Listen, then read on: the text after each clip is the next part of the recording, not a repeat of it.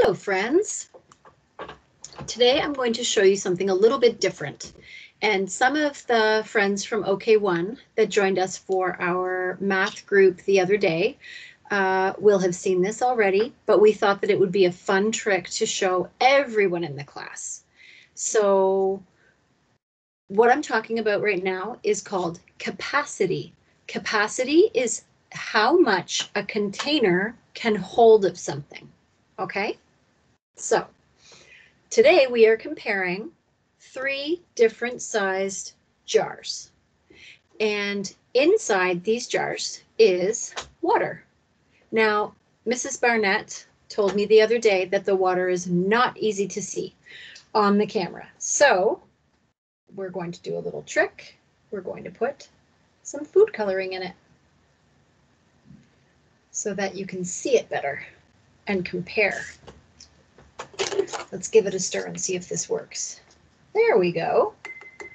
So the small container is quite full. The medium-sized container,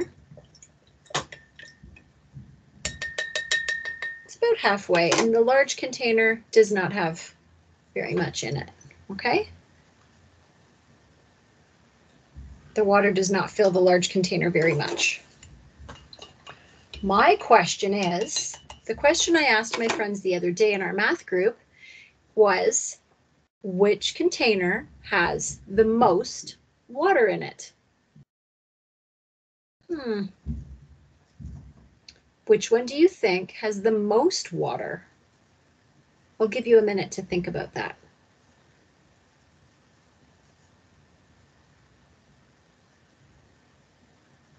This small container is full almost all the way to the top. This container is full almost to the halfway point on the container.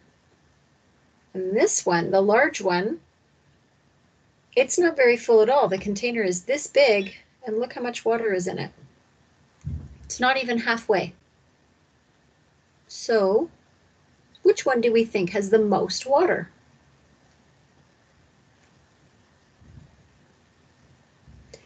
Most of our friends the other day predicted that the small container has the most water because it is pretty much full. Is that what we all think? We probably all agree with that. That makes the most sense, I think. Now watch what happens when I get a measuring cup. This is a measuring cup. If you've helped your parents or grandparents do any cooking, you may have used one of these. It has markings on the side to tell you how much is in there, okay? And on this side, it has different markings of measurement. All right, we're going to use this side. We're going to look at this side. This is 1 cup of water right here, and this line at the top is 2 cups of water. So let's start with this container. Let's pour the water into this container. It has 1 cup of water. 1 cup. Okay. Now we know how much is in that one.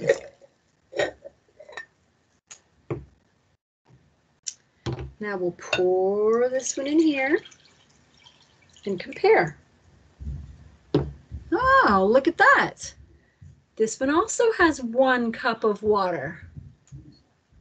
It's right at 1 cup. So the large jar and the medium-sized jar both have the same amount.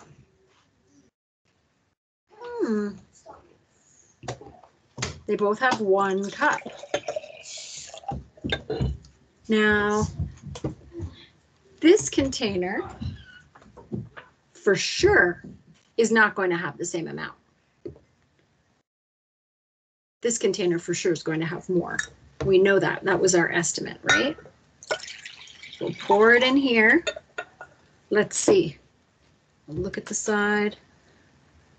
Huh. What do you notice? I don't know if you can see on the camera, it also has 1 cup. 1 cup of water. So that means that the large container, the medium-sized container, and the small container all have the exact same amount of water in them. Why do you think it looks like this one has more?